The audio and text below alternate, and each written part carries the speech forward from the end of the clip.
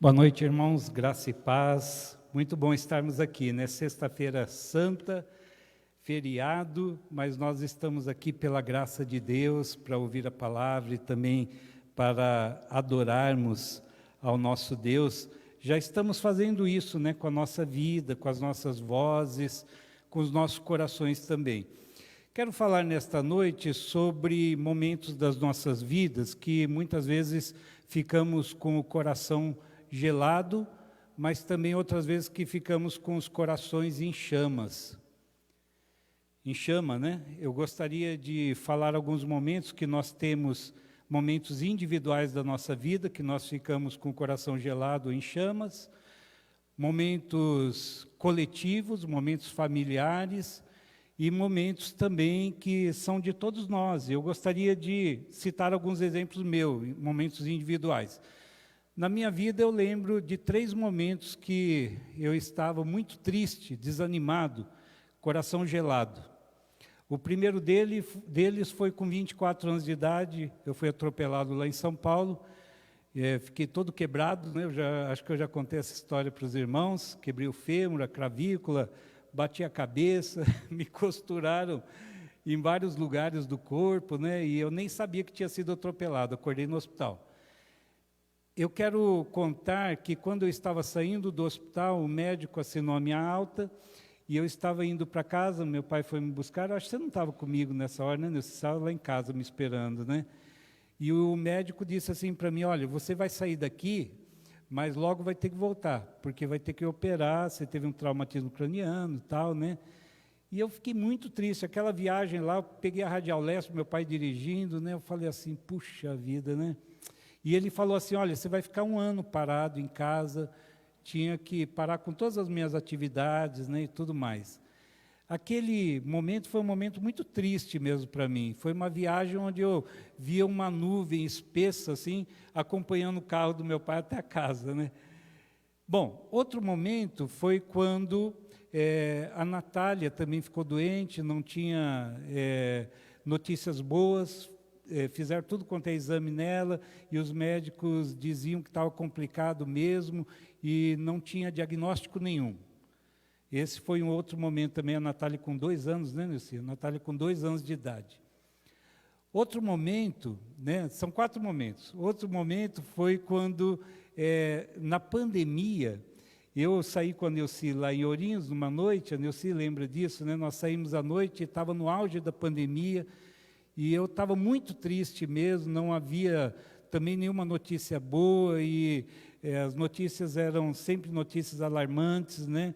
E aquilo deu um aperto no meu coração, foi como se tivesse mesmo, sabe, aquele aperto no coração mesmo, e eu e a Nilce no carro.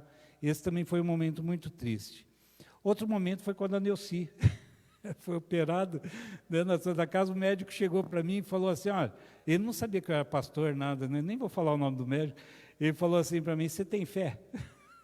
Então ora. Né? Falou assim, aquilo lá foi uma bofetada em mim, né? Eu falei, passou mesmo. Né? Aí pensei, fui para casa, falei assim, senhor, eu não quero ficar viúvo não, senhor. Quero ficar viúvo, quem vai passar minha roupa? Quem vai fazer comida? Senhor, não quero, sou muito novo para ficar viúvo. Eu amo essa mulher. E tem os momentos também de pessoas que não fazem parte da nossa família, mas que também... Eu lembro quando o pastor João ficou muito adoentado, né? E eu lembro quando o pastor Márcio caiu, ficou, né, sem memória nenhuma, né, tal.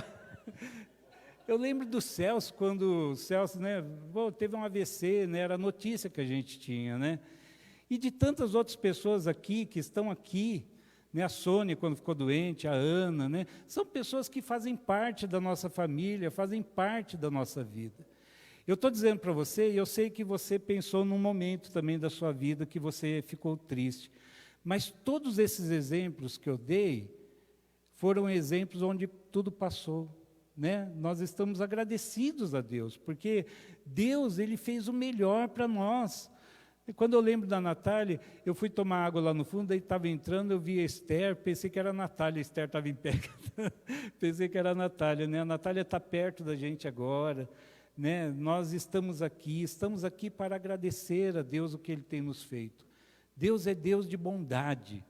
Deus é Deus que transforma o coração gelado em coração em chamas mesmo, porque nós somos gratos a Deus por aquilo que Ele tem feito. Pastor, por que o senhor está falando isso? Vamos ler o texto de Lucas, capítulo 24, versículos 13 a 35. Lucas 24, 13 a 35. Dissemos que nós estamos na Sexta-feira Santa, porque a semana toda nos faz referência àquilo que Jesus viveu antes da sua morte, na sua ressurreição, e tudo aponta para a ressurreição. Tudo aponta para a felicidade que nós temos em saber que o nosso Mestre vive, que Jesus está no meio de nós. E diz assim o texto: naquele mesmo dia, 2 deles estavam de caminho para uma aldeia chamada Emaús, distante de Jerusalém, 60 estádios. E iam conversando a respeito de todas as coisas sucedidas. Aconteceu que, enquanto conversavam e discutiam, o próprio Jesus se aproximou e ia com eles. Os seus olhos, porém, estavam como que impedidos de o reconhecer. Então lhes perguntou Jesus: que é isso que vos preocupa? E de que ides tratando à medida que caminhais? E eles pararam entristecidos. Um, porém, chamado Cleopas, respondeu dizendo: é o único, porventura, que, tendo estado em Jerusalém, ignora as ocorrências destes últimos dias? Ele lhes perguntou: quais? E explicaram: o que aconteceu a Jesus, o Nazareno, que era varão profeta, poderoso em obras e palavras diante de Deus e de todo o povo. E como os principais sacerdotes e as nossas autoridades o entregaram para ser condenado à morte e o crucificaram. Ora, nós esperávamos que fosse ele quem havia de redimir a Israel, mas depois de tudo isto, é já este o 3º dia desde que tais coisas sucederam. É verdade também que algumas mulheres das que conosco estavam nos surpreenderam, tendo ido de madrugada ao túmulo.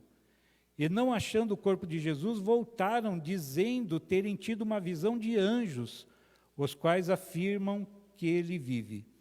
De fato, alguns dos nossos foram ao sepulcro e verificaram a exatidão do que disseram as mulheres, mas não ouviram. Então lhe disse Jesus: ó nécios e tardos de coração, para crer tudo o que os profetas disseram. Porventura não convinha que o Cristo padecesse e entrasse na sua glória? E começando por Moisés, discorrendo por todos os profetas, expunha-lhes o que a seu respeito constava em todas as Escrituras. Quando se aproximavam da aldeia para onde iam, fez ele menção de passar adiante, mas eles o constrangeram, dizendo: fica conosco, porque já é tarde, e o dia já declina. E entrou para ficar com eles. E aconteceu que, enquanto estavam à mesa, tomando ele o pão, abençoou-o, e tendo-o partido, lhes deu. Então se lhes abriram os olhos e o reconheceram, mas ele desapareceu da presença deles. E disseram um ao outro: porventura não nos ardia o coração enquanto ele pelo caminho nos falava, enquanto nos expunha as Escrituras?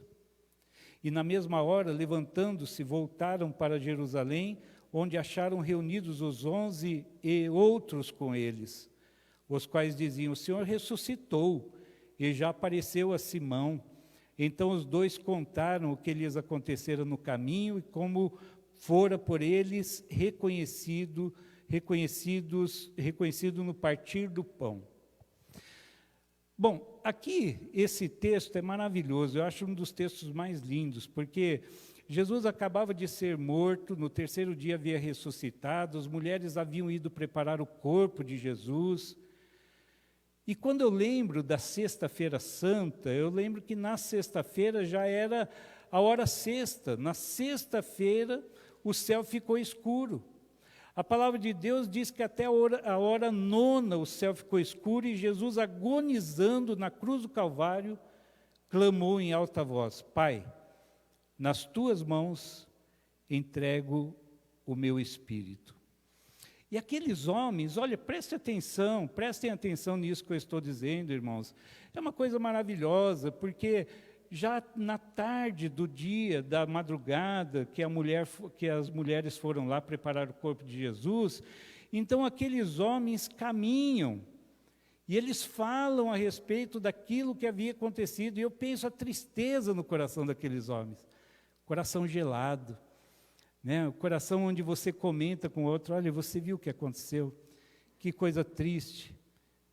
Estamos nos sentindo abandonados, estamos nos sentindo sozinhos, estamos entristecidos, estamos deprimidos por isso que aconteceu. Sabe quando você está conversando com uma pessoa sobre alguma coisa muito triste que aconteceu e você não tem palavras? Você olha para a pessoa e você quer chorar com a pessoa, você não tem palavras para dizer o quanto aquilo está apertando o seu coração, parece que uma mão gelada está apertando o seu coração. Mas na manhã da Páscoa, a alegria sobrepôs-se ao desespero. Por quê? Porque Jesus ressuscitou. Lucas 24, um pouco antes desses versículos que nós lemos, diz assim: por que buscai entre os mortos? Por que buscai entre os mortos ao que vive? Ele não está aqui, mas ressuscitou. Foi essa palavra do anjo, a mulher, que foi preparar, né? Por que procurais entre os mortos ao que vive? Muitas vezes nós procuramos em lugares onde Jesus não está, procuramos na morte, na tristeza, na depressão, mas Jesus é a alegria da nossa vida, Jesus é a primavera da vida, Jesus é aquele que através de tudo que aconteceu na sua vida, fez com que os nossos corações estivessem em chamas, porque nós sabemos do desfecho dessa história. O desfecho dessa história é que Jesus não continuou morto naquele túmulo. Jesus ressurgiu dentre os mortos. E a notícia, ela, quando foi dada, né, a mesma notícia que esse anjo diz, por que buscar entre os mortos ao que vive? Ele não está aqui, mas ressuscitou. Essa notícia fez com que idas e vindas de discípulos fosse muito grande, fosse muito intensa, porque todos queriam ver, todos queriam atestar e ir até o túmulo, onde o corpo de Jesus deveria estar, para verem com os próprios olhos. Era um clima de euforia, mas era um clima também de medo, de tristeza, de dúvida. E alguns seguidores de Jesus achavam-se ainda em desespero, porque era tudo muito recente, a notícia ainda estava chegando ao ouvido das pessoas. E hoje nós sabemos que Jesus ressuscitou, porque a palavra assim o diz, porque nós sentimos os nossos corações aquecidos, né, com a presença do Jesus ressurreto, depois de 2000 anos. E o texto que nós lemos, a narrativa desse texto nos mostra que 2 desses discípulos, tristes, na estrada, caminho de Emaús ficava a 11 quilômetros de Jerusalém. Não era uma caminhada, né, de dias, não. Mas eles estavam voltando para casa, tristes, desanimados. O que vai ser da gente agora? E o que aconteceu? E um daqueles discípulos é chamado de Cleopas. Alguns identificam com Clopas, né, ou Clopas, né, de João 19, 25. E a sua mulher se chamava Maria. Às vezes a gente fala 2 discípulos homens, né? Não, era um casal. Né? Era um casal. E estavam muito tristes. A dor provavelmente fazia com que as suas passadas fossem lentas, não queriam chegar até a casa, comentavam, choravam, desanimados. E possivelmente naquela conversa lágrimas rolaram. Não conteram o choro, porque Jesus, para eles, estava morto. Para eles, Jesus estava morto. E eles esperavam, não só eles, mas os judeus esperavam um Messias militante. Esperavam alguém que quebrasse o domínio de Roma, pela força, pelo poder. Mas, ao invés disso, ele havia permitido ser preso e mais, ser executado da forma mais terrível, mais triste, né? E ele permitiu isso. Aconteceu tudo diferente daquilo que eles esperavam, e era uma frustração. Mas eu quero contar 3 coisas que eu observo nesse texto e que talvez vai mudar também a nossa perspectiva de como nós vemos Jesus hoje. Porque tudo aponta para um Jesus ressurreto. Um Jesus que nos dá vida e vida plena. Um Jesus que disse assim, eu sou a porta. Um Jesus que disse, eu sou a fonte da água viva. Venham a mim todos vós que estão cansados e sobrecarregados, e eu vos aliviarei. Primeira coisa que eu vejo é que Jesus sabe tudo o que se passa nos nossos corações. E Ele ouve as nossas orações, Ele ouve as nossas vozes. Aqueles 2 conversavam quando estavam no caminho e Jesus os observava. Jesus conhecia a situação da alma daqueles homens, os seus pensamentos, conhecia a dor dos seus corações. Jesus sabe. Jesus, Ele está vivo e sabe de tudo o que acontece nas nossas vidas. Nós estamos caminhando também, às vezes os nossos caminhos não são fáceis. São caminhos de tristeza, de medo, de dúvida. Mas na onisciência do Filho de Deus, é um poder tão grande, que é meigo, é pessoal, não é frio. Jesus não é um computador que sabe aquilo que nós vivemos, mas Ele sabe, sente aquilo que nós estamos sentindo e até chora por nós. Porque Ele sabe quando a dor é muito grande, Ele sabe quando nós estamos vivendo algo que nós não podemos suportar. O Salmo 139 mostra que na onisciência de Deus, Ele sonda os nossos corações. Ele sabe o nosso assentar, o nosso levantar. Ele conhece a palavra antes de chegar à nossa boca. Ele sabe quem nós seríamos antes mesmo de sermos formados no ventre materno. Quando você se sentir insignificante, às vezes a gente se sente insignificante, né? Tão pequeno. Quando você se sentir tendo dúvida de ser apreciado, de ser amado por alguém, pense em Jesus. Pense em Jesus. O texto da palavra de Deus no Salmo 27, versículo 10, diz assim, que ainda que o nosso pai, a nossa mãe nos abandonasse, Deus jamais nos abandonaria. Pense que Jesus, recém-saído daquele trauma da morte, ressurreto, acompanhava os passos e as batidas dos corações daqueles discípulos que estavam no caminho para Emaús. E da mesma forma Ele se preocupa com a sua vida, Ele se preocupa com o seu problema, com a sua dor, com a sua tristeza, com aquilo que você está vivendo agora. E você pode dizer, pastor, eu estou vivendo um momento tão feliz na minha vida. Jesus pula de felicidade com você, porque Ele quer o seu bem, porque Ele quer que você se alegre nele e que você saiba que Ele é o Deus onipotente, mas é o Deus que se alegra com a nossa alegria. É o Deus que se preocupa com tudo aquilo que nós vivemos. E da mesma forma, Ele se preocupa com você que está aqui nesta noite, com você que está acompanhando pelas redes sociais, com a situação que você está atravessando. Não sabemos o porquê, mas sabemos que Deus está no controle de todas as coisas. E talvez seja pelo fato de que, em hipótese alguma, Ele vai nos deixar. E aqueles discípulos estavam pensando assim, que a esperança de encontrarem outra vez com Jesus, talvez eles tinham tido um encontro com Jesus, jamais iria acontecer. Mas a tristeza, o abatimento, podem ser tão grandes que muitas vezes nós não vemos a bênção do Jesus presente. Às vezes nós nos esquecemos disso, né?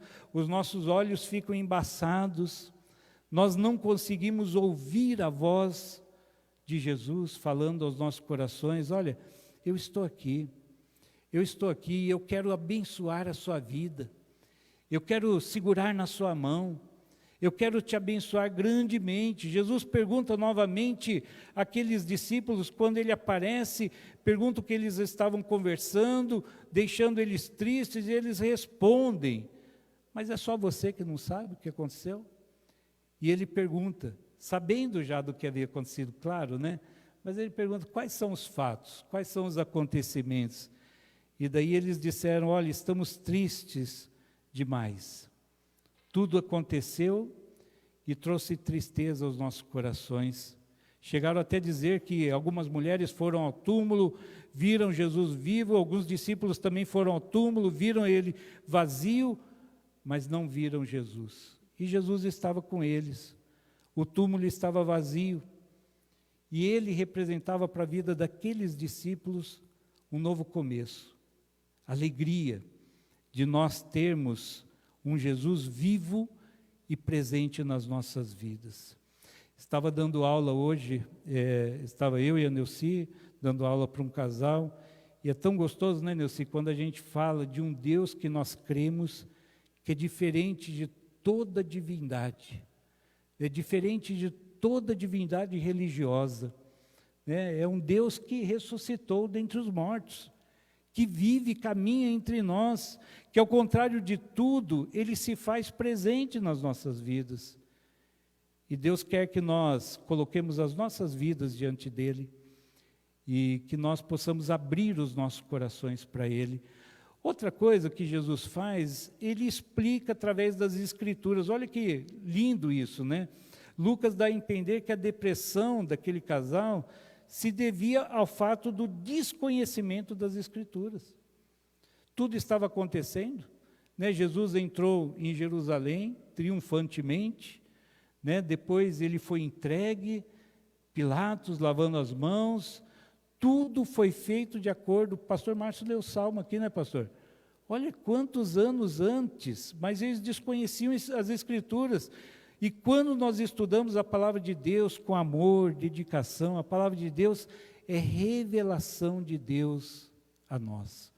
O homem natural, ele ainda não reconhece que Jesus ressuscitou dentre os mortos, porque ele não foi impactado com a Escritura. A nossa fé vem pelo ouvir e ouvir a palavra de Deus, e eu vejo aqui Jesus expondo as Escrituras para aqueles discípulos. É diferente, né? Expor aqui é como se fosse feito um exercício de hermenêutica, onde ele explicasse tudo, o Antigo Testamento, explicasse para os discípulos, e daí começa a cair as escamas. Jesus não só expunha, ele interpretava as Escrituras para ele. Por isso que eles disseram depois que os seus corações ardiam, enquanto Jesus falava, enquanto Jesus expunha as Escrituras. Jesus colocava para eles que a morte dele não era nenhum impedimento para o fato dele ser realmente o Messias na vida deles.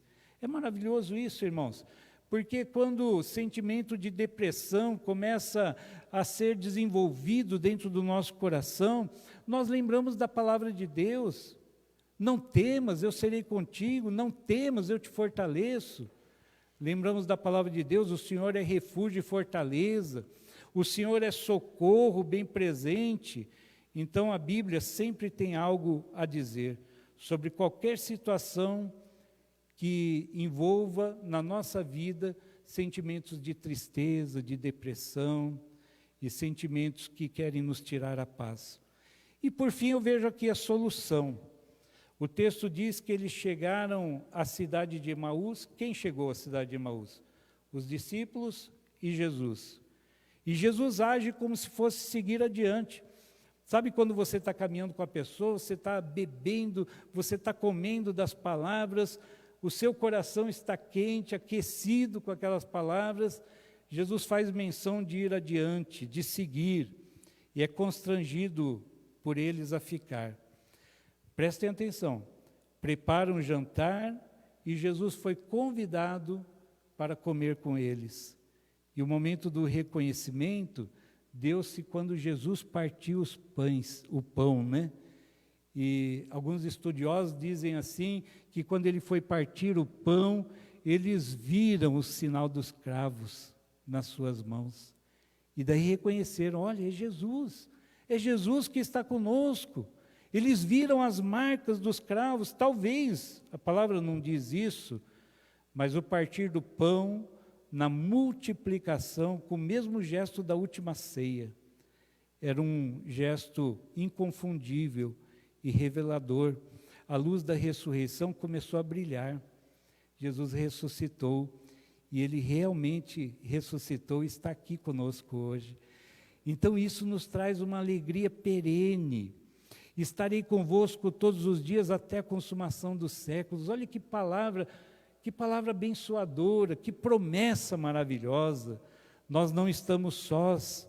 E para aqueles discípulos, naquele momento, talvez foi um momento de atear fogo nos seus corações por toda a eternidade. Jesus desaparece de repente, o texto diz, mas os seus corações continuam a queimar como fogo e o fogo da Páscoa. O inverno havia cessado nos seus corações, a tristeza foi embora, porque agora entrou a esperança, entrou a certeza de que Jesus estaria com eles. Irmãos, Jesus ressuscitou.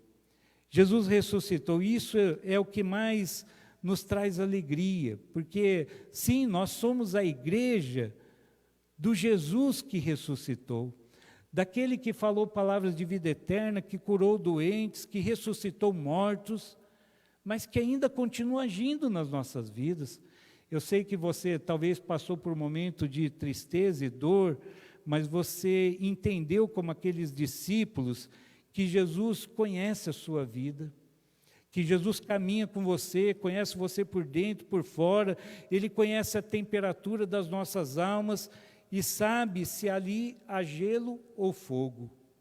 Se estamos passando por momentos de dificuldade, de tristeza ou de extrema alegria, nós precisamos também dizer como nós estamos. E por que não dizer isso para Jesus? Você quer esconder de quem? Do Jesus onisciente? Diga, chore, debruce, se quebrante mesmo, né, aos pés de Jesus, porque Jesus está pronto para realizar milagres. Ele é o mesmo de ontem, é o mesmo de hoje e será o mesmo eternamente, porque Ele é o Deus presente, mas foi Ele que esteve na criação do mundo, né? Nós fomos feitos à imagem e semelhança do Pai, né?